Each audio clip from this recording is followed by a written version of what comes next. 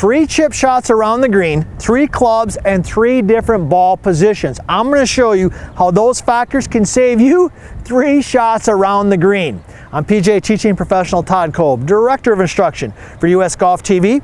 And these shots we're going to talk about here today, a stock little bump and run, what I would call a normal chip shot, and then one buried in the grass, require different clubs and different ball positions in order to execute them correctly. These are things that the tour pros know that I'm going to share with you here today. So let's dive right into it.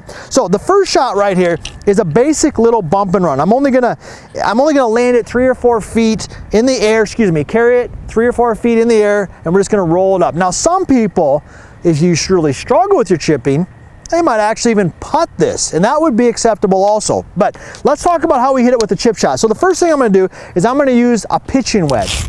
Now, you might use like an 8-iron or a 9-iron if you're old school. Put that in the comments, because if you say you're using an 8-iron on this shot, you're old school. You know what I'm talking about, right? You grew up playing golf in the 70s and the 80s, kind of when I first started playing golf. We were always taught to use an 8-iron when we hit the shot, but today I'm going to use a pitching wedge. Now I've got my Rymer right here, and I like to use this lots of times when I'm working with students on ball position, okay? Because it's got numbers on it. Negative numbers working towards the back, positive numbers working on the front. So in a typical position like this on a normal shot, I don't have any grass to worry about around the ball. Right? There's nothing that's going to catch the club as I come in contact. So I'm going to position this ball. I've got the little Lymer thing right here. I'm going to position this ball right in the middle of my heels. Okay, notice how it's right in the middle of my heels. I'm going to have a little bit of weight forward. Now the reason I can do that is because there's no grass behind the ball or in front of the ball, and that's going to change as we work through these shots. So let me just go ahead and hit it, because today we're just talking about ball position. So ball in the center of my heels, club face a little bit open. If you want to know more on the technique of the chipping motion, we've got a ton of videos on that already. But today we're talking about ball position in the middle, straight back, straight through. Okay, really simple, right down the line. Now, let's get into the meat and potatoes here, because this is why you tuned in today. This is what you want to learn. So, remember that ball position was in the middle. So this one here, I wouldn't say this grass is long, but there's some rough here, right? So I'm going to put this down here. I'm going to position it right now so the ball is in the center.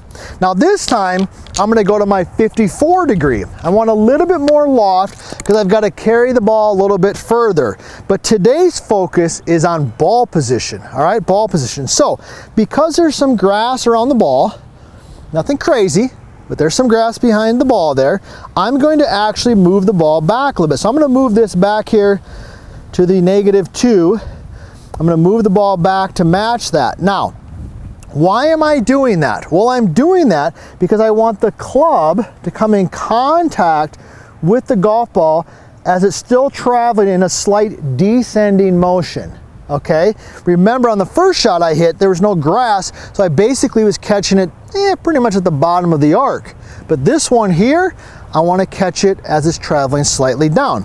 I'm still going to open the face a little bit. I'm still going to get my weight left, but the ball is definitely back. All right, I got my 54. It'll pop up a little bit higher because of the more loft, but I still had good contact because of the new ball position. I'm going to take that shot every single time. Now, let's get to the last one here, because this is where the gold happens.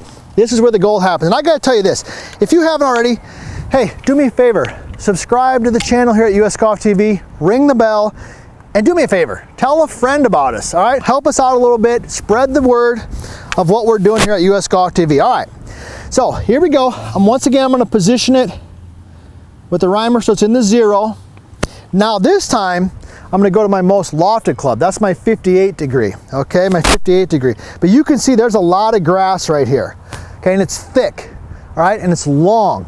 So I've got to make sure that I position the ball so that I catch it as the club is really traveling in a downward motion. So what I'm going to do is I'm going to move this way back.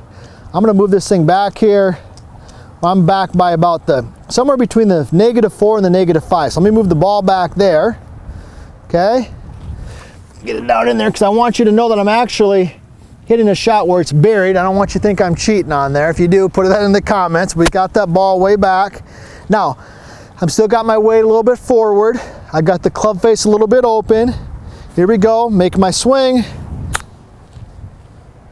Popped out definitely higher, had a little bit more speed on it than I wanted, but considering the situation, the long grass, it's thick, I was still able to make solid contact and get the golf ball up in the air. So next time you head to the golf course, you got to think about ball position and club selection, because it's going to change based on the lie that you have in the situation that you're faced with. These tips right here are going to help you save 3 strokes around the green.